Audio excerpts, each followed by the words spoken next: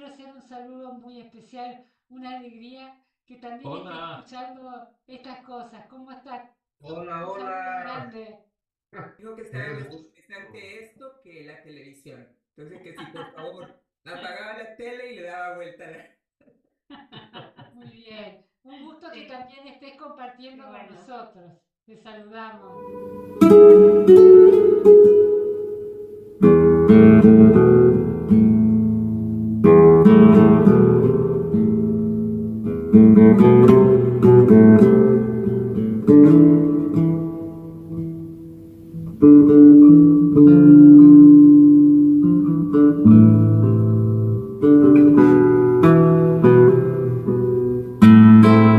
Se van a sumar a la segunda parte.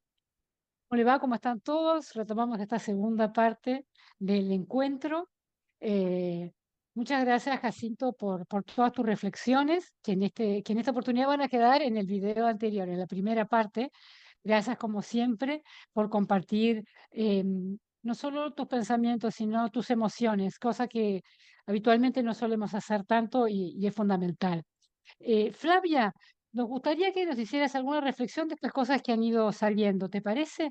Con respecto al tema que vos nos has planteado, que es por qué cuesta tanto a nivel institucional que la obra pueda pedir perdón por los daños ocasionados, pero básicamente tu reflexión de lo que veas oportuno. Gracias. Dale, muchas gracias. Bueno, me parece que han sido muchas cosas que han salido y muy valiosas. A ver, mira, voy a atacar de fondo porque no tengo yo no tengo mucha paciencia con la obra, vamos a decirlo así. Ya me la gastaron. Me la gastaron no solamente cuando yo estuve ahí y siendo muy chica y con todas las consecuencias que eso tiene, sino me la gastaron por todos estos años en donde les ha pasado por arriba la vida y ya está. La primera cosa, ¿qué quiere el Opus Dei? ¿No? Para mí esa siempre ha sido una pregunta. ¿Qué quiere el Opus Dei? Y esto para mí está fuertemente ligado al problema de la relación que existe entre una institución que es una máquina de generar situaciones dañosas para las personas, ¿no? Y la relación que esa institución tiene con lo que hace, ¿no?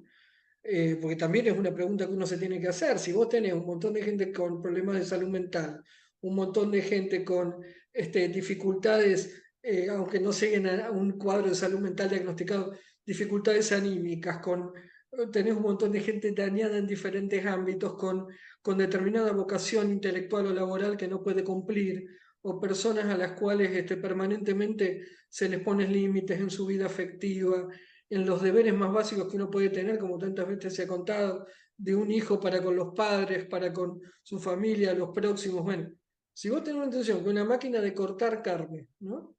Entonces, para mí la pregunta del millón de dólares es qué quiere la obra, porque básicamente lo que la obra hace, lo hace medio... A mí no me vengan con el cuento de la santificación del trabajo cotidiano, porque eso es la vida cristiana, digamos, ¿no?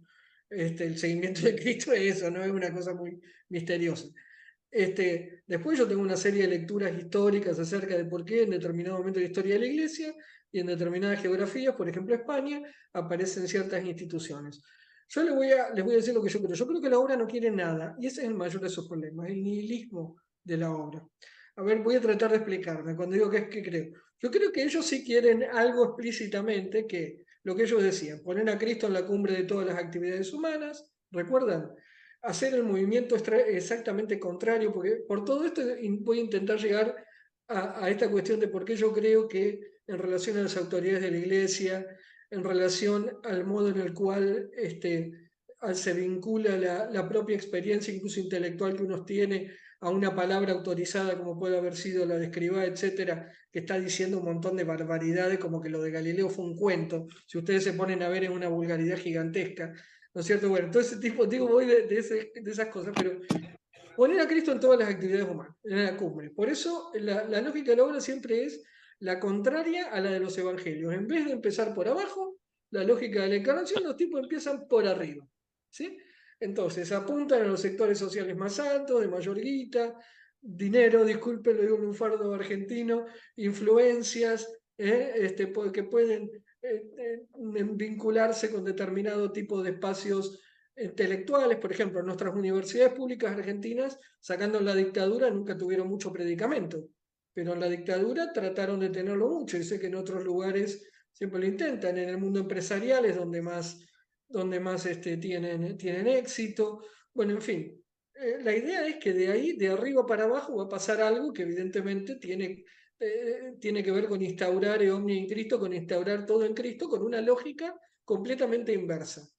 Evidentemente, para eso tiene que haber una institución que de alguna manera sostenga, les diría yo, militarmente, en el peor de los sentidos, esa estructura de cadenas de mando para sostener un organigrama de poder en donde nunca aparezcan aquellas cosas que son constantes de la vida humana, ¿no? O sea, las debilidades, los dolores, las dudas, las búsquedas, lo que hace nuestra vida no es lo único, pero hace nuestra vida rica, eso en la obra ustedes lo saben bien. No tenía lugar, teníamos el deber de ser felices, ¿sí? Entonces, me parece que la obra necesita una estructura muy rígida, algo de esto decía Jacinto, de una rigidez tal en esta idea del antiguo régimen y de formas organizativas que responden a aquello de no cuestionar nada. Me parece que hay un nivel de rigidez en el cual si vos en la obra levantás una tapa, abrís una puerta, corres una ventana de verdad, no digo solamente cambiar ciertas costumbres, ¿no? Si vos te preguntás qué es la confidencia, qué significa la charla fraterna, qué significa que una persona todas las santas semanas, en el mejor de los casos, porque cuando uno andaba medio, por lo menos a mí me mandaban a hablar todo el tiempo, tenga que ir y hablar hasta de lo que sueña. ¿Qué significa ese deber de sinceridad que está ligado a la manipulación absoluta de la conciencia? ¿Qué significa de que algo tan sagrado en la experiencia espiritual y antropológica cristiana como la conciencia personal sea vulnerada de una manera sistemática? ¿Qué significa que una institución que dice que quiere seguir a Cristo te enseña a mentir? ¿Qué significa que en esa institución hayamos entrado ingente cantidad de personas siendo menores de edad y que ahora tienen el cuento chino desde que lo declaró Platura, que a los 14 y medio me han dicho que ahora le escriben al vicario regional y después a los 16 y medio al prelado, no sé cómo es el cuento ahora, pero que en rigor el trabajo sobre niños y niñas, porque son niños y niñas, personas de esa edad, en el sentido son muy jóvenes, se siguen llevando adelante. ¿Qué significa que una institución se dedique a acumular todo el poder y todo el dinero posible, el dinero en el sentido de los medios económicos? Esto que dice, así como vos mencionabas, Jacinto, a Juan Pablo II, yo estando en la obra, me encargaba de la biblioteca, disculpen esta digresión biográfica, de la biblioteca, de todas las bibliotecas, me encargaba de toda la biblioteca que había en mi centro, que había una de supernumeraria, una de espiritualidad, otro para las lecturas, bueno, para lectura. Entonces yo, por alguna razón, empecé a leer las obras completas de Teresa de Jesús, en la vieja edición de la BAC, y uno de los volúmenes de los sermones de Agustín de Hipona, de San Agustín, y después vieron que teníamos la formación interna y a Tomás de Aquino. Cuando yo empecé a leer esto, dije, acá hay algo que no va, porque la obra dice una cosa, y Santa Teresa de Jesús, San Agustín y Tomás de Aquino, desde mi leal saber y entender, decían otra cosa. Ejemplo, nosotros no podíamos tener las mujeres y los varones al revés, amigos varones o amigas mujeres, ¿verdad? ¿Y cómo es que eran amigas Santa Teresa y San Juan de la Cruz? Digo una cosa muy chiquita que yo pensaba siendo una chica de 15 años, ¿entiende? ¿Por qué no puedo yo tener una... Claro. Bueno, bueno, así estas cosas más gruesas después, ¿no?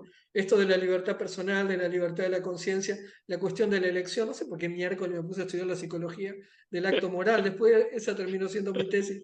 Pero bueno, no importa, cada uno sigue su camino, ¿no es cierto? Cómo cada uno se abre camino en el medio de la cosa esta.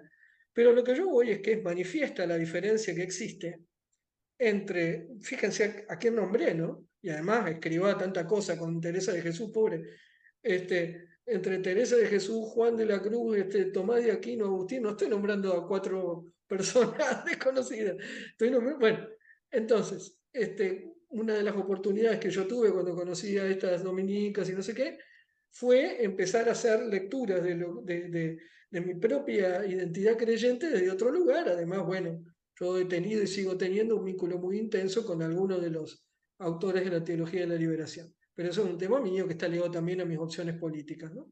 No solo creyentes. Pero la maduración y el lugar de encuentro fue ese lugar, el lugar de la tradición cristiana en el sentido más genérico de la palabra, ¿no?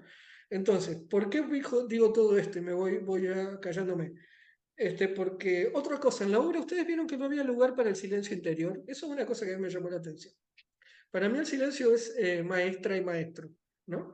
Pero nosotros siempre estaban retumbando las palabras de alguien, las palabras de Escrivá, la omnitertulia permanente, las palabras de los directores, la directora, la lectura, la esto, la otro, ¿no? Pero había muy poco lugar para eso, ¿no? A mí el silencio me parece algo clave para la búsqueda y el discernimiento personal, ¿no? ¿Dónde está? A ver, yo no recuerdo una pedagogía del silencio en la obra, que es algo básico para la experiencia creyente, ¿no? El vínculo que teníamos con la escritura, con los textos, bueno, además de que leíamos la bendita edición esa de la Universidad de Navarra de los Evangelios, pero a lo que voy es, ¿por qué digo todo esto? Porque se supone que estábamos ahí ¿no? Para la santidad, para la vida cristiana, para no sé cuánto, y resulta que de eso muy pobre también, tuvimos una alimentación muy pobre, nuestro alimento fue muy básico. En todo caso, yo no digo que no haya personas que logran crear algún tipo de experiencia de Dios ahí, porque tampoco me creo que yo sepa qué pasa en el alma de nadie, ¿no es cierto? Me parece que eso sería muy soberbio de mi parte. Pero si yo juzgo los instrumentos que nos dio la obra son pocos y muy pobres y muchas veces se volvían contra nosotros.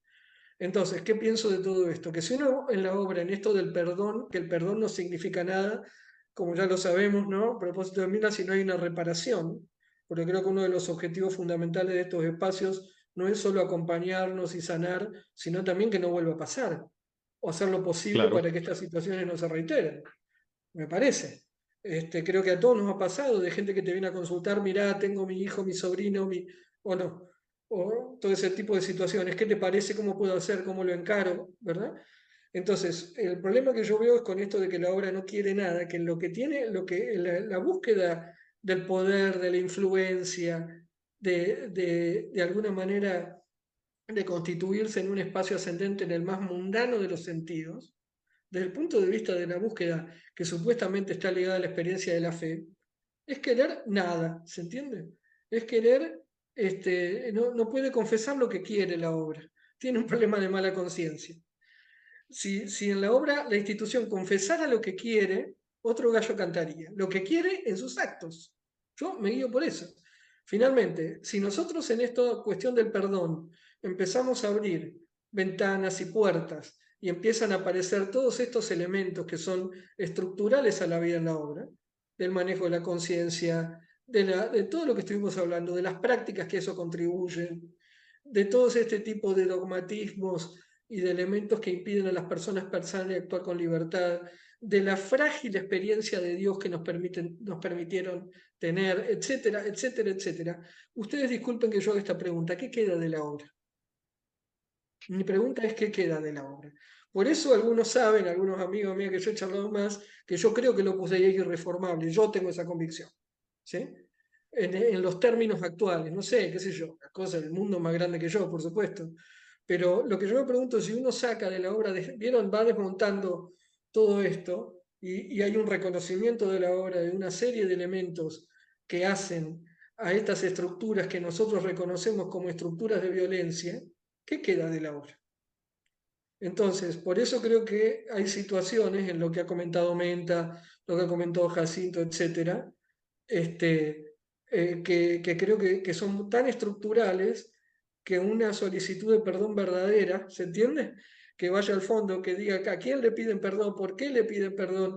Y bueno, después ahí hay otro cuento que es para otra conversación, me parece que tiene que ver con la relación entre la iglesia y la obra, histórica, canónica, bueno, que es otra conversación muy importante, ¿no? Pero bueno, mi convicción es esa, que no es una convicción, eso sí les puedo asegurar con toda humildad, les digo que no es una conclusión a la que haya llegado en un día, pero sí que mirando y tratando de discernir el significado de los acontecimientos y de lo que he podido compartir con otros y otras y lo que he podido también formarme yo a lo largo de los años, mi gran cuestión con la obra es que yo creo que finalmente encontrarse con su verdad significaría transformarse de un modo tal en cuanto al el modo que ha ido existiendo durante este tiempo que ya no sería ni lo que ha sido, ni lo que hemos conocido, ni lo que conocemos. Tendría que volverse alguna otra cosa o bueno, o terminar. No sería la primera vez que en la historia de la iglesia algo termina, ¿no? Y por buenas razones. Muchísimas, muchísimas gracias, Flavia, por esta reflexión y esa conversación. Ya la mantendremos en otro momento, esta relación entre la obra y la iglesia. Yo le quiero dar pie ahora a Nancy. Nancy, que estás en tu tiempo de almuerzo, no queremos que te quedes sin poder Digo, participar. Te escuchamos, gracias. Muchas mucho gracias, Nancy. Nos gusto. querías compartir algo.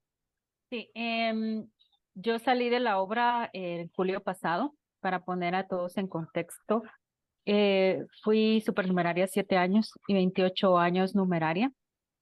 No tengo un contexto parecido al de tantos de ustedes que entraron adolescentes con familias que provenían de la obra, sino que la mía venía de la gentilidad. Y además, pues soy hija de madre soltera, con mucho orgullo, hija de una campeona. Sí tenía una relación con mi padre, pero tampoco era muy cercana. Entonces, pues, ¿verdad? No sé, pero yo sí, después supe que las que no tenían, no proveníamos de un matrimonio, necesitábamos la dispensa para poder pitar de numerarias, y no sé si por eso fue que al principio fue supernumeraria. Luego, pues, quiero comentar varias cosas y primero me quiero, eh, quiero decir algo que lo dijo Jacinto, ¿verdad? Eso de que uno sale con la sensación de que uno tiene que continuar como guardando lealtad a la institución porque estamos muy marcados y como le comentaba yo a Alicia, pues el otro día en un viaje yo me fui solita diciéndome, Nancy, sos libre, puedes pensar, puedes opinar, puedes decir lo que querrás en tu vida y, y hacerlo con plena libertad, ¿verdad? No estoy faltando a nada, sino que lo que queremos es discernir la verdad y hablar la verdad que todos sabemos que eso es lo que estamos hablando. Pues yo salí el 17 de julio, o sea, yo vengo de un proceso terapéutico porque todo me iba bien en la vida, porque la verdad no me ha ido mal, pero me sentía muy mal, y esto fue desde antes de la pandemia.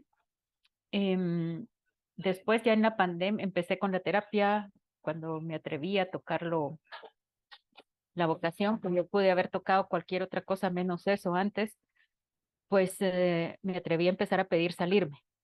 Se me habló varias veces diciendo que lo pensara, que no tomara una decisión en crisis y todo esto.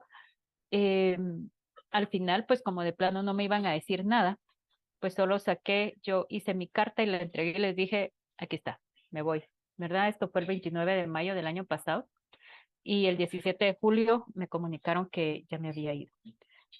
Respecto al pedir perdón, aquí hay dos cosas que son interesantes, y es que la persona, a mí me lo comunicó, yo no estaba en la ciudad ni nada, porque trabajo a veces me toca salir y trabajar en otros lugares, estaba en otra ciudad y me llamó por teléfono la secretaria, era la de San Miguel la que me llamó para informarme que ya el padre me había concedido la dispensa y esto. No sé qué más me pudo haber dicho en ese momento porque yo la verdad me quedé como en shock y solo bajé a tomarme un trago de ron que había en la despensa del apeadero de ahora en esa ciudad. Fue lo que necesitaba hacer en ese momento, agarré el ron y para adentro porque lo necesitaba. Em, Luego, pues, ¿verdad? Ya tuve, y sí quiero coincidir aquí con Flavia. Yo necesité mucho silencio interior para poder pensar, para poder discernir. Por eso fue que desde hace más de 2 años yo dejé de ir a curso anual, ya no quise ir a curso de retiro porque lo que pensé fue, voy a llegar a sentarme a las charlas, a oír que me digan cómo debo interpretar mi vida y mis emociones y pues toda mi existencia. Y no, yo necesitaba discernir. Entonces, que es algo que no se fomenta porque ya te dan todos los temas hechos y solo es como y orientados hacia que uno los viva, no que discierna cómo se adaptan y todo, sino que hacia vivirlos, ¿verdad? Bueno, pues entonces en ese momento eso pasó volviendo al tema, eso pasó con la de San Miguel. Y después yo todavía, pues ahí no se hizo público porque yo estaba pasando unos días en el apeadero en la otra ciudad, que es una ciudad en la que se cerró el centro en el 2022. se cerró el centro y se quedó un apeadero. Yo estaba viviendo en esa ciudad, también el centro de Varones ocurrió eso, la ciudad de Quetzaltenango, a 200 kilómetros de la ciudad de Guatemala, y yo era una de las que estaba viviendo ahí.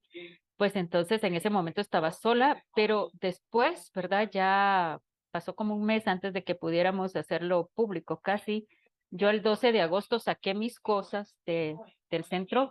La directora del centro del que dependía, que es la administración de la asesoría en la ciudad de Guatemala, ella y la subdirectora llegaron por mí, me ayudaron. Yo en ese momento no tenía vehículo aún.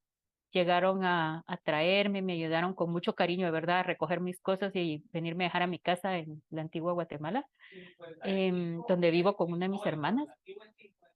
Y luego, pues, también en algún momento, antes de salirme del apeadero y de que fuera ya formal mi ida, pasé yo a la asesoría a hablar no estaba la secretaria regional, estaba la secretaria de la asesoría, porque me dijeron que de todos modos querían decírmelo. Dijo que me estaban dando la salida, no porque me despreciaran me agradecieron los años que les había entregado, que le había entregado a la obra. Me dijeron que les daba, pues que no era una cuestión de que no me valoraran, pero que yo lo había pedido y que se veía que era lo mejor para mí en ese momento. O sea, yo salí en buen plan, ¿verdad? Y me pidió perdón por las heridas que me hubieran podido causar. Eh, Me pidió perdón una persona con la que yo conviví, que por situaciones de su propia salud, o sea, era la encargada de recibir mi charla fraterna y por situaciones de su salud, realmente no es que estuviera en condiciones para hacerlo, pero me pidió perdón. Después ella estaba en curso anual también y me escribió para decírmelo. Y luego también la secretaria regional me escribió porque andaba fuera del país para pedirme perdón por las heridas que me hubieran podido causar dentro de la obra. No tenía el chat y no le tomé fotografía y como cambié de teléfono perdí los mensajes, pero eso fue. Y también pues ¿verdad? Eso y que me agradecía, me dio gracias así muy efusivamente por el tiempo que había dedicado a la obra. Volviendo al momento en que hablé con la secretaria de la asesoría, me dijo que si yo necesitaba algún financiamiento o algunas cosas para poder reinstalarme. Yo pues venía a la antigua, venía a la casa de mi madre, pues donde comparto un área con la familia de mi hermana. Y pues, ¿verdad? Sabía yo que si ese dinero iba a salir de ahí, sé la situación del centro del que iba saliendo, donde hay varias personas mayores, enfermas, que necesitan acompañante y se paga el acompañante para estas personas tiempo completo, o sea, las 24 horas están con ellas, ¿verdad? Hay una numeraria auxiliar que tiene Alzheimer y tiene una persona que la acompaña siempre, hay otras que necesitan enfermeras y así, ya son mayores, pues, y otras personas cuya salud no les permite tener un trabajo o ganarse la vida, aunque son mayores, pero tal vez todavía podrían en situación de salud normal, pero se ve que están mal. Entonces, pues yo dije que no quería el dinero porque tenía mi sueldo y que yo me podía mantener con mi sueldo. Y lo que sí les pedí fue muebles, porque había unos muebles valiosísimos, lindos, que estaban en la bodega por los centros que se han cerrado en Guatemala. Entonces, pues bueno, esta fue mi experiencia. Como les digo, me costó y me cuesta, como todos ustedes me comprenden, a veces todavía, pues algunas cosas, esto de decirme a mí misma que debo contribuir a que se diga la verdad y no le debo ninguna lealtad a la obra, que no, ¿verdad? No. Y esto es un paso que es difícil darlo, pero ustedes me comprenden. También otro, ¿verdad? El paso en las relaciones con todas las personas, pues todavía, como dicen mis amigas, ando con gestos de numeraria, ¿verdad? Y en mi relación con señores o así. Y luego vamos a ver, tengo aquí otras cosas que quería comentar y así ya pues le puedo dar el tiempo a Menta un momento. Solo quiero ver esta nota. Ya, entonces con respecto al perdón y a las cosas que de la obra, pues yo en la carta que le escribí al prelado, le dije, que yo sabía, porque este fue el argumento antes, cuando había pedido la salida, el argumento que me daban las directoras era, pero las cosas están cambiando, ya vas a ver, y has visto esto, lo otro. Eh, pues yo le escribí al prelado, me han dicho que las cosas están cambiando y sí he visto algunos cambios, pero yo no me siento con las fuerzas ni los deseos para hacer ese cambio, ni para vivirlo, ni para esperar el tiempo que sea, ¿verdad? Que va a llevar esto. Entonces se lo puse así y también, pues yo creo que sí, ¿verdad? Que en la obra, y esto viene con algunas cosas que decía Flavia, ¿verdad? Sí, en la obra, pues, ¿qué se nos decía a nosotros? Que a veces se compartían esos informes de conciencia, que a veces se decían cosas, porque era la obra la que daba la formación. Y nosotros para ir a la charla fraterna íbamos para hablar con la obra, para oír los consejos que venían del mismo Jesucristo, no los de fulanita de tal, y por eso era que hacíamos la charla con quienes nos dijeron, no con quien nosotros elegíamos. Entonces, en ese sentido, si la obra es la que imparte y asume la responsabilidad de la formación de todos, pues también tendría que asumir la responsabilidad de los daños. O sea, no porque la directora fulana de tal tenía mal carácter y no congenió conmigo, digamos, sino porque, digamos, era una cuestión efectivamente institucional de cómo se formaba la gente.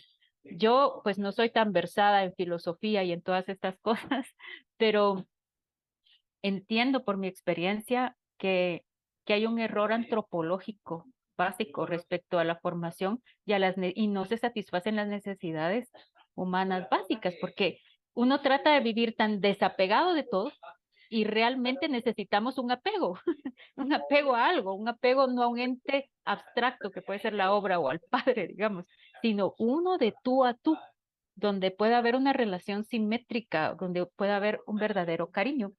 Pues entonces en ese sentido. Y luego, pues otro punto que quería tocar es la cuestión de los prejuicios y creencias. Y en esto no me refiero a lo religioso, sino a cuestiones que definitivamente han sido costumbres sociales y que después la gente capta que estas cosas no se deben hacer.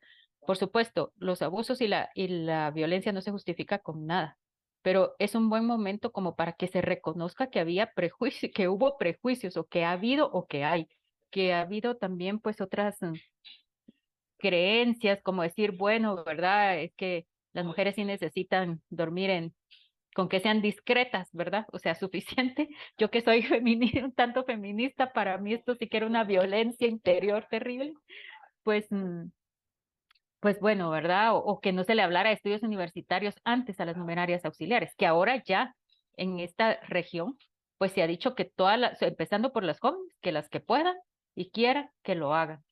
Entonces, bueno, pues como les digo, en mi región sí he visto que algunas cosas están cambiando, pero sí pienso que es importante el asumir la responsabilidad de que se ha dado alguna formación desde ciertos puntos de vista que no va de acuerdo con las necesidades de la naturaleza humana. Y por eso es que muchos de nosotros que entramos sanos, porque la verdad ustedes y yo sabemos de que parte del casting para poder pitar es que tengamos salud física y mental. Em, pues es eso, ¿verdad? Es que entremos bien. Entonces, ¿por qué salimos tronados? ¿Por qué salimos mal?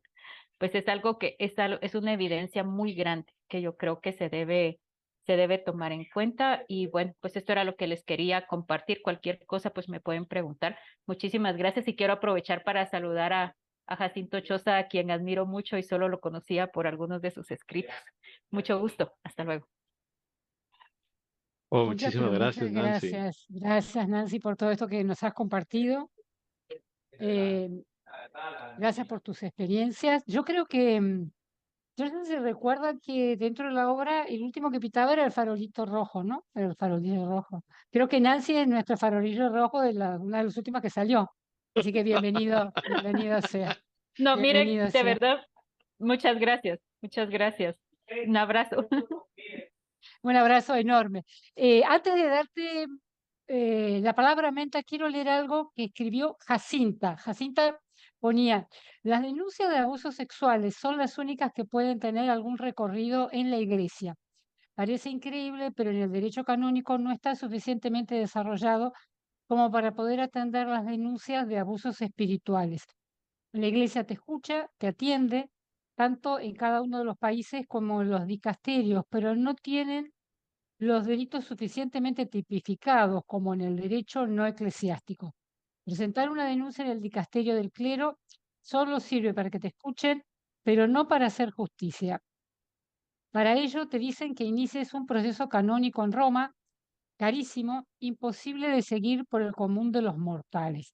Gracias por este comentario, Jacinta. Yo hago solo un añadido. Me parece que hay algunas de estas cosas que están cambiando. Cuando el año pasado, para poder acercar a algunos de los obispos, algunas de las denuncias que se estaban presentando, em, tuve la oportunidad de hablar con el obispo auxiliar de una diócesis muy importante de la Argentina.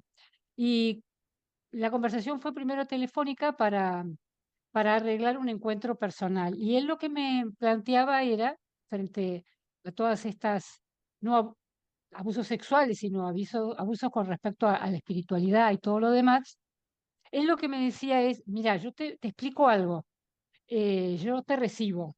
Ahora, quiero que sepas que si en lo que vos me contás yo detecto que hubo un abuso del tipo que sea, nosotros por expreso pedido del Papa Francisco, ya desde hace muy pocos años, tenemos la obligación de elaborar un acta y poner nosotros ya la denuncia, aunque vos no la pongas, sino que a partir de lo que escuchamos lo podemos hacer.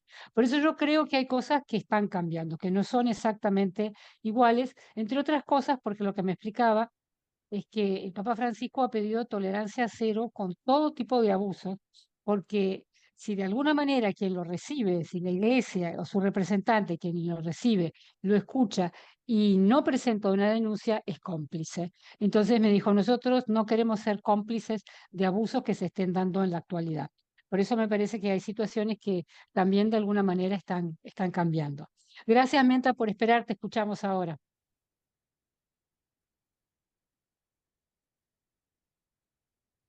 ¿Me escuchás, Menta? ¿Estás por ahí? ¿Qué querías? Gracias, sí. Yo coincido con vos, Graciela, con respecto al tema de que en la actualidad, digamos, las conferencias episcopales, los obispos, pueden actuar. Coincido porque a mí me ofrecieron acompañarme a hacer reclamos a la obra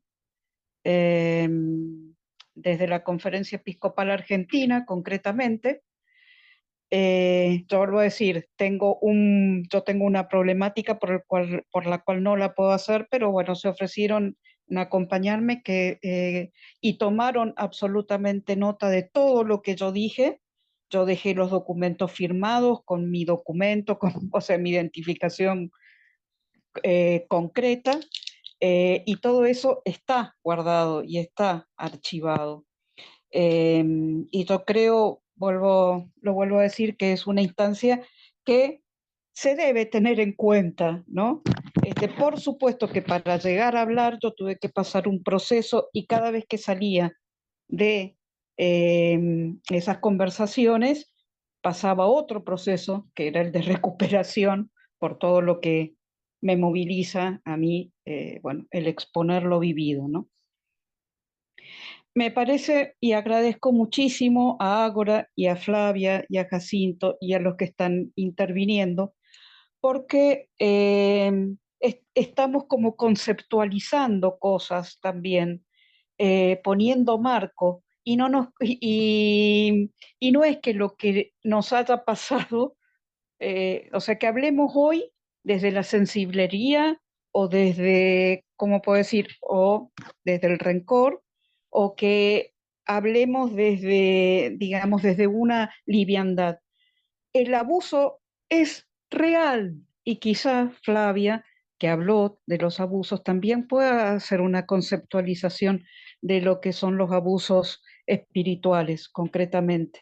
Y yo veo, porque voy leyendo, y les recomiendo, el Observatorio Romano tiene un apartado que se llama Mujeres, no me acuerdo si Mujeres en el Mundo o Mujeres en la Iglesia, ¿sí? donde va comentando abusos sufridos por mujeres, incluso cometidos por mujeres, de superioras a religiosas, y abusos espirituales, económicos y de conciencia. ¿Sí? Eso o sea, se ha conceptualizado, se está trabajando, se está investigando. Desgraciadamente, eh, no desde nuestra parte. Yo he pedido participar y no me han llevado el apunte, pero creo que es porque no nos conocen, no saben bien qué es la obra y qué, bueno. Eh, pero me parece importantísimo el poder ir poniéndole nombre, porque incluso quien quiera hacer un reclamo, sea el que sea, o el que quiera escribir el día de mañana, esto que es historia, esto que está pasando hoy es historia, por lo menos historia de la Iglesia, puede hablar objetivamente, ¿no? Lo puede hacer objetivamente. Después, por otro lado, con respecto al tema del perdón, todos sabemos que el perdón sin reparación no existe. O sea, si yo voy enojada y maltrato a una amiga, mi amiga seguramente porque me quiere me va a perdonar, pero si yo lo vuelvo a hacer me va a dar una patada en el trasero, ¿no? Digo, bueno, perdón la expresión, pero a lo que voy, yo no puedo, una vez que pido perdón, seguir maltratando, y estoy hablando en una simple relación de amistad, ¿sí? Entonces, la obra puede haber pedido perdón en algunas cosas, pero ¿a dónde está la reparación? Y no digo solamente reparación económica, porque algunas personas la tendrán que, digamos, en justicia la deben recibir, otras quizás no lo sé. Pero yo quisiera ver una persona en la que la obra reparó, quizá un poco lo que comentaba Nancy, sea reparación, el que la hayan ayudado y esto. Pero yo es la primera persona que escucho que ha sido tan bien tratada en un momento de irse, que incluso le han ofrecido dinero, quizás sean algunas cosas de los nuevos tiempos. Pero, a ver, por un lado esto, el tema del verdadero perdón no es, o sea, a mí me parece que está como implícito, como que es inherente la reparación en el perdón real. Si no, creo que no es perdón. No sé qué es. Y después, por otro lado, ellos son muy exigentes con el tema de que uno los perdone. Yo he hablado con muchas personas que se han ido de la obra con distintas problemáticas y muchas veces en las conversaciones con distintos directores de la obra siempre dicen, bueno, perdona porque esta persona pensó que hacía lo mejor, no sé qué, no sé cuánto, y siempre es perdonanos, pero a ver, ellos pedir perdón con esto que yo digo de la reparación, no sé, yo no, no lo he visto y no lo veo, como han dicho ya muchos de ustedes, no lo veo institucionalmente.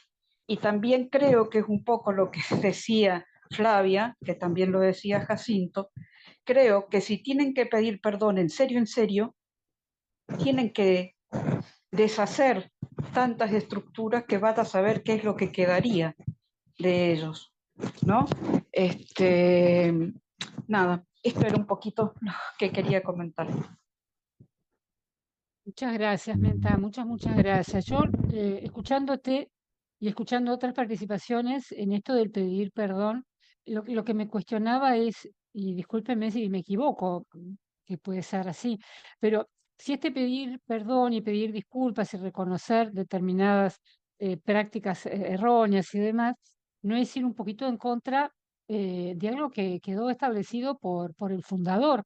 eh, de manera que menoscabaría un poco la imagen del fundador. No encuentro mucha otra explicación, porque humanamente nos sale muy fácil pedir perdón, en el sentido de decir, no somos perfectos, sabemos que somos seres humanos, bueno, nos equivocamos, volvemos a empezar. Pero me planteo hasta qué punto ese pedido de perdón no se da, porque de alguna manera es invalidar un pensamiento y una doctrina establecida desde los inicios por el fundador y que no puede cuestionarse, ¿no? Es una simple reflexión que pueda puede no ser cierta, pero bueno, me planteo si parte de los motivos no es esa, ¿no? Bueno, gracias, Menta, por tu participación. Nancy, lo mismo. ¿Hay alguien que quiera hacer algún Quiero hacer comentario? ¿Alguien que... un breve comentario de San una Franco, tertulia que claro que sí. ayer tuve una tertulia, un rato de tertulia con dos auxiliares irlandesas. Nosotros nos reunimos de vez en cuando los anglófonos a conversar un rato y ellas recientemente han sido entrevistadas también para un reportaje y otras cosas y ocasionalmente han venido aquí, han estado en este foro también, pero me llamó la atención que a ambas recientemente las han tratado de contactar a través de personas conocidas de ellas que digamos que se han ido de la obra, pero que están en buen plan, como han escrito aquí hace poco, para tratar de ver cómo les pueden ayudar. Este es lo que les mandan a decir, a ver cómo les pueden ayudar a encontrar su paz o a sanar sus heridas o ese tipo de actitud en inglés se llama condescending, ¿no? Como condescendiente, es verdaderamente revictimizante.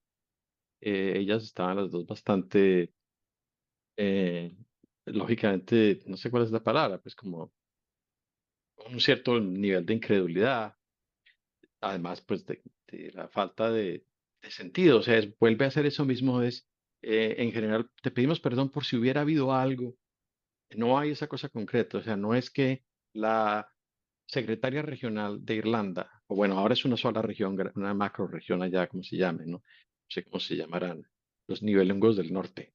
La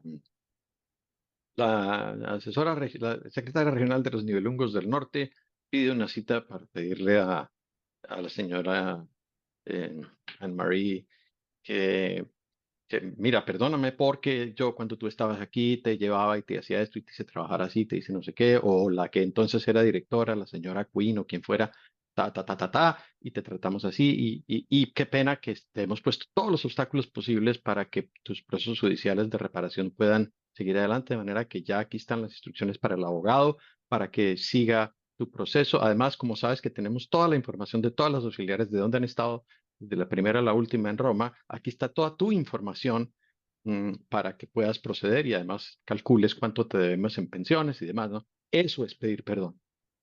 Lo otro, y es lo mismo que a mí también me da mucha incomodidad, como escribía Jacinto, lo otro no.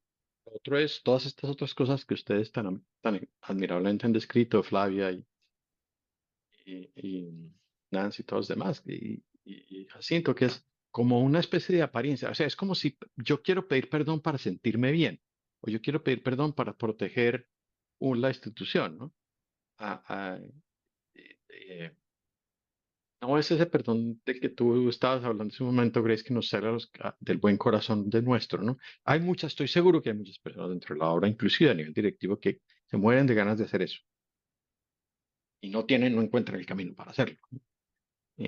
Pero espero que con esta repetición de estas cosas ese camino se abra y por lo menos esas personas, si es que no lo logra hacer la institución, puedan salir y decir, mire, ¿sabe qué? La embarré. Y le quiero pedir perdón a esta gente, ya hago mi lista y todo eso, ¿no? Patricia. ¿Qué tal? Bueno, yo quería contar algo que me pasó el fin pasado. Estuve en Monterrey y fui a ver a una clienta que vive en una casa de reposo y me llamó mucho la atención encontrarme ahí a una numeraria. No me lo esperaba.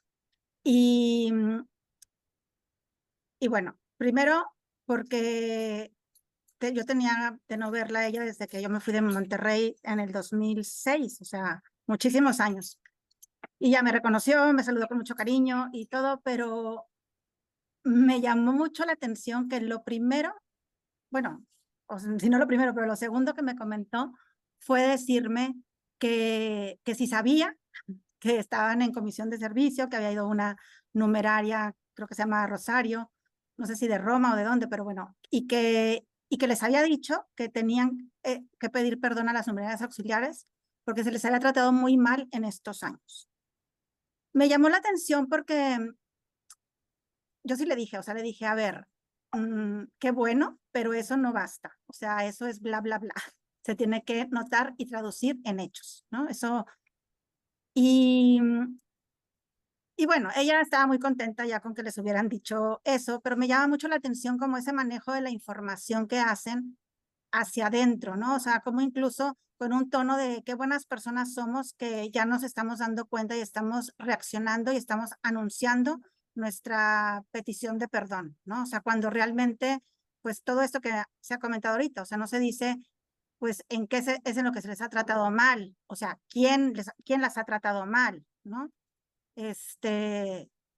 No sé, todo este tema también, bueno, que salió en Opus Libros de la denuncia a una administradora que pusieron 2 numerarias auxiliares y aquí pues también, o sea, ¿qué es lo que hace el Opus Dei? Voltear a ver a la numeraria y decir, sí, tú hiciste mal, ¿no? O sea, tú hiciste mal porque les pediste 1 hora extra de trabajo y las maltrataste. O sea, pero pues realmente la numeraria no hizo más que lo que hubiera hecho cualquier otra numeraria administradora cuando de la casa, de la residencia del otro lado, están pidiendo algo más, ¿no? O sea, y cuando ella va y acude a la delegación a pedir ayuda, pues, ¿qué es lo que hace la delegación? Decirle, pues, a ver cómo le haces, porque lavarse las manos, ¿no? O sea, tú fuiste la que las trató mal. Entonces, pues realmente no hay pues una reparación de fondo ni un perdón real, ¿no? O sea, es, como se dice, de dientes para afuera. Bueno, eso era lo que quería compartirles.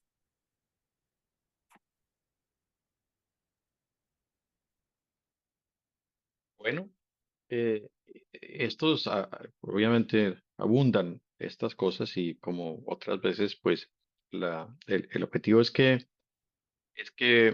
para nosotros, pues manejemos lo mejor. Pues estamos en un lado de eso, de ese supuesto pedir perdón y que nos ayudemos y pues gracias podamos expresar mejor nuestros sentimientos como el que nos ha ayudado Jacinto. Sí, este feedback estoy seguro que también le llega a los directores del Opus Dei, a los encargados de la opinión pública de mirar estos videos o lo que sea, de manera que les transmitimos este feedback para que sigan haciendo o intentando hacer los que lo quieran hacer, los que haya adentro que tengan esa claridad de conciencia, un examen sincero de su propia conciencia y de lo que realmente significa que le pidan perdón a las personas que han herido, especialmente a las más vulnerables, ¿no? Naturalmente están, pues, en primer lugar, esas las numeradas auxiliares, pero hay muchísima gente que todos nosotros y los demás, de modo que, pues ahora que están en esa comisión de servicio o esas semanas de trabajo, eh, pues ahí está el material, ahí tienen decenas de miles de documentos en los libros para leer. Entonces pónganle a cada uno su tarea de que se lean esas cosas para que se enteren no estén mandando cuestionarios, ¿no? Como el cuestionario que me contó también alguien que le mandaron un cuestionario, ¿no? A una de estas irlandesas mencionaba que alguien, bueno, creo que tiene una pariente dentro de la obra, pero en fin, le mandaron el cuestionario, ¿no? Como que se lo pasara a la ex. Pero todo eso está escrito ya, no es que necesite, ¿no? Volverlo a hacer, ¿no? Entonces, a las personas que estén adentro y tengan buenas intenciones, pues ahí les va el mensaje. Flavia y Nancy, les devuelvo la palabra. No, muy cortitísimo en relación a lo que decía Grace y que tiene que ver con esto de las enseñanzas o la praxis y la doctrina de la obra y la adjudicación de responsabilidades a los individuos y no a la institución. Yo creo que hay un tema complejo que es de difícil abordaje, pero es parte del paquete, que es cuando vos tenés situaciones en las cuales no, a ver, a lo largo de la historia de la iglesia ha habido una serie de problemáticas relacionadas con congregaciones, órdenes, que yo, que han pasado por acá o por allá.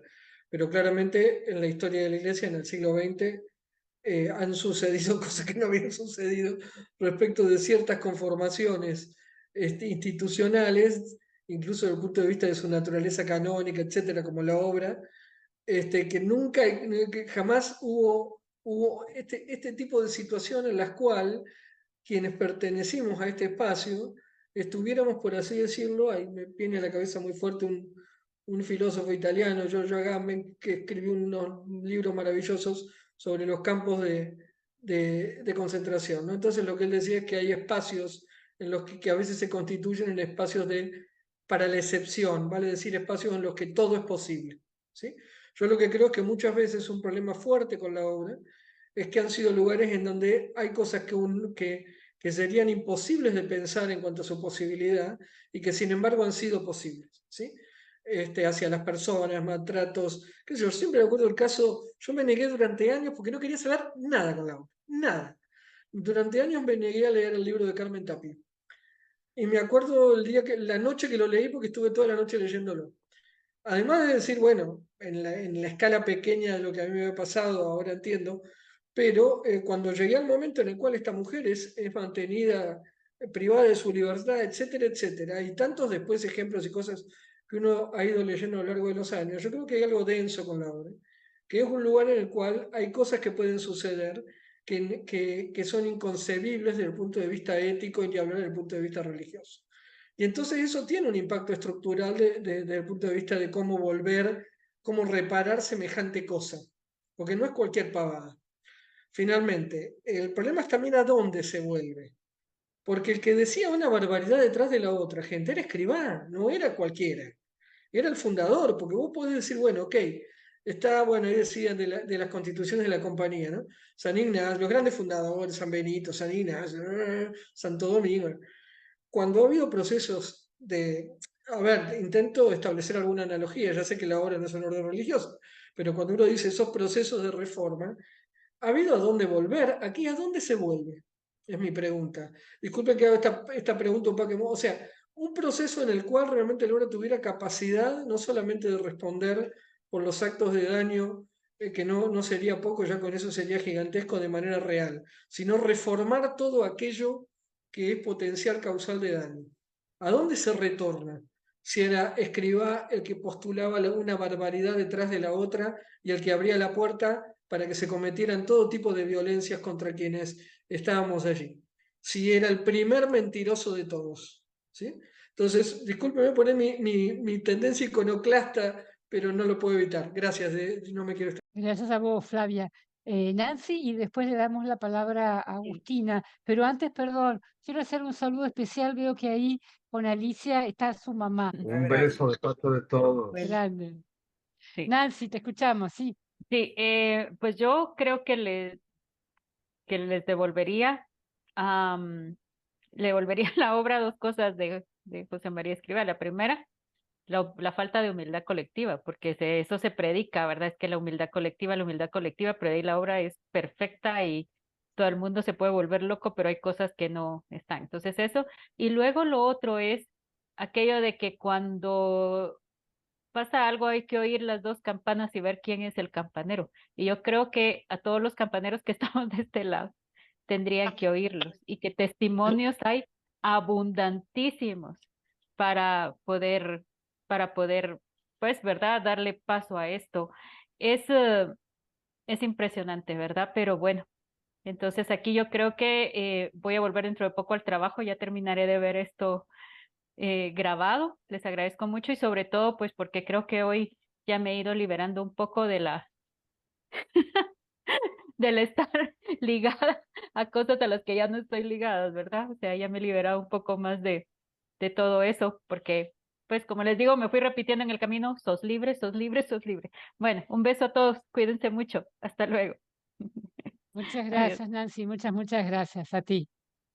Agustina, te escuchamos y después vamos a ir de a poquito cerrando porque ya casi llevamos 2 horas, pero bueno, acuérdense que Bueno, los que quieren nos quedamos después, ¿eh? Sí, Agustina. bueno, un saludo, un besos y cariños a todos.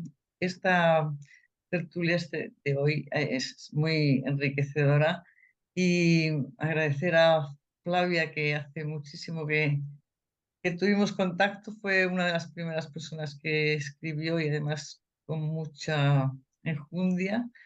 Y a mí me ayudó, yo he sido la primera benefactora de Opus Libros en mi cabeza, yo qué sé, en todo en general, ¿no? Bueno, solo quería incidir también lo que has dicho tú, Grace, sobre si se desmonta, qué se desmonta, digamos, del Opus Dei para que digamos que es algo renacido y nuevo, que Flavia también lo ha dicho. Yo pienso que evidentemente Escrivá, todo lo que escribió, lo que dijo, es desde el principio. Hay instrucciones, cosas de estas, de los documentos internos que tanto ímpetu tuvo la obra para retirar de Opus libros que no fueran públicos, donde se ve todo lo que es el Opus Dei, donde se ve el proselitismo, cómo se hacía proselitismo para arrancar vocaciones, para sacarlas, o sea, el compel intrar y todo esto. Y si desmontas, si quitas los escritos, lo que el fundador dejó por escrito, pero no hablamos de escrito que pasa y todo eso, que eso no lo escribió él, o sea, es un libro póstumo. Escrivá solo escribió, firmó realmente Camino, que además también se dice que, bueno, lo copió de algunos sitios, ¿no? Pero, o sea, el germen del Opus Dei es la... Perdonad, pero yo, como soy española, no me salen las dulzuras. El germen del Opus Dei está podrido desde la raíz. Flavia tiene un buen escrito, más o menos titulado así, ¿verdad? ¿Qué quitas de las raíces que no se caiga todo el edificio? Si, no puedes quitar nada porque está inmerso, está impreso, está en la sangre de lo que enseña, de lo que predica, cómo nos hace ser, cómo nos hace vivir en contra de la naturaleza humana, como ha dicho Nancy. Entonces, el Opus Dei, sinceramente, lo único que puede hacer para que la Iglesia tenga menos problemas dentro y las personas no lo sufran como lo hemos sufrido muchas, es desaparecer. O sea, el Papa o quien corresponda, me imagino que será, y es muy difícil que lo pueda hacer por toda esta de la curia, pero el Opus Dei donde mejor está es enterrado y olvidado, si puede ser, y que no siga haciendo más daño. Y la gente que hemos estado dentro, yo hace muchos años que me fui, pero la gente que está, la gente que hemos estado dentro, que tenemos a veces estos cacaos mentales, ay, pero es que algunas cosas eran buenas o no. Si había algo bueno era por impostura, es decir, porque había que aparentar que era bueno, había que aparentar que éramos felices. ¿Os acordáis de las sonrisas incluso nuestras, hablando con otra gente? Era todo una falsedad. Bueno, no me quiero alargar. Muchos besos a todos y feliz de haber escuchado hoy esta tertulia que ayuda mucho. Agustina, el Agustina, padre Agustín quiere saber cuántos testimonios más o menos piensas tú o sabes que tienes que han sido publicados en los libros. Sí, yo creo que hay como, es que es muy difícil, no lo sé, pero creo que digamos de los 15, 18, 20.000, no sé, Ah, sí, son yo alguna vez hice una 22, especie de inventario. 22 años, porque, claro, tened en cuenta que no solo son los escritos más largos o más profundos, o hay a veces escritos de 4 líneas que te remueven. Buenísimos. Sí. Y que por eso siempre hay veces que la gente escribe diciendo, no, es que yo no sé escribir como escriben otros. Da igual, tú escribe lo que te surja. Si aquí lo que ayuda a uno o a otro o a otra cuando lo lee, no, nadie sabe lo que es. Puede ser una cosa mínima, una frase, un párrafo de otro. O sea que, y ahí al que lo lee, se nos despierta una luz, ¿no? Diciendo, pues es esto, o era esto, ¿no? Por eso el tema de los libros es mucho como ir reconstruyendo, o sea, formando el puzzle, ¿no? O sea, salimos de la obra como con cosas, piezas que no encajan. Nos entramos contentos, salimos de repente y dices, ¿y eso por qué salgo? Si entré bien, ahora... entonces, ¿qué falló? Fallé yo, me dicen que yo he sido tal.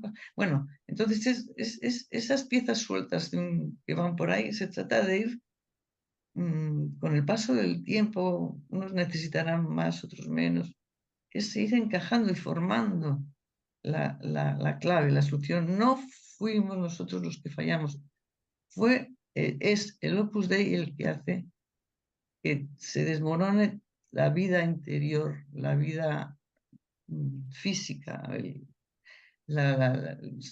peore la salud física, la salud mental, la alegría.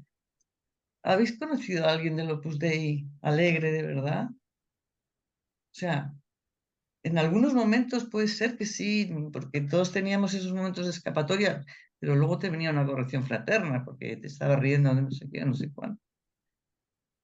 Esa impostura de que venía el fundador, yo conocí al fundador, o me imagino que ahora los prelados y tal, que vienen y toda la gente levantando, aplaudiendo, pero ¿esto qué es? O sea, ¿qué tontería es esta? Gente adulta, gente más o menos con unas carreras ya. Pero, padre, ¿qué nos dice? ¿Cómo tratamos mejor a los ángeles custodios? ¿Usted crees que eso se puede preguntar? Bueno, pues en fin, que es todo un mundo inventado en el que una burbuja que cuanto antes desaparezca y la iglesia, que yo creo que también, como decís, que o viene de fuera el ponerlo en su sitio y quitarla en medio, o desde dentro es imposible. Imposible porque están viviendo de lo que enseñó el fundador y eso es inasumible, ¿no? Ya está, me callo. Chao. Gracias, Agustina. Padre Agustín, su reflexión y ya hacemos el cierre.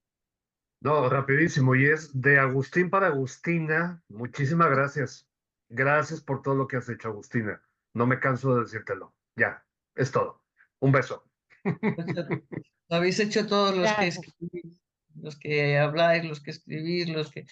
Yo fui una loca que tuvo una idea viendo Muy la bien, muy bien. canonización de Escribá y dije, esto no puede ser, no es posible que esto esté sucediendo. Y dije, a ver, empezaba internet y me compré un libro, cómo se hace una página web, y como veréis, la web clásica es lo más antiguo que existe en internet, pero no sé, fue como un grito, un desahogo, un enfado, ¿no? Y bueno, y si no hubiera sido por tantos que habéis escrito y contado y ayudado, pues, libros, hubiera desaparecido, que muchas ganas han tenido de que desaparecieran. Así que seguimos otros 22 años, ¿vale? Eso. Vale, buenísimo. Muchas gracias. Y gracias, Padre Agustín, por referir este agradecimiento que todos queremos darle también a Agustina, ¿no? Me acuerdo que en la obra aprendí ese refrán, es de bien nacido el ser agradecido. Así que el Sí. agradecimiento y el reconocimiento para quienes han construido esta palestra para que todos pudiéramos expresarnos. Así que muchas gracias. Bueno, Flavia, todo nuestro agradecimiento, Jacinto Choza, cada uno de los que está presente, gracias. Como decimos, esto lo hacemos entre todos, pero siempre hay algunos que especialmente nos traen una luz en alguno de los temas específicos que tratamos de andar, de desandar, de ver cómo lo incorporamos a nuestra vida y cómo entre todos seguimos sanando heridas que todavía tenemos, pero sabiendo que tenemos la alegría de poder vivir cada día nuestra propia vida en paz y en libertad. Así que muchísimas gracias a todos y no hay invitación porque si es tertulia pirata no se invita, uno simplemente se queda.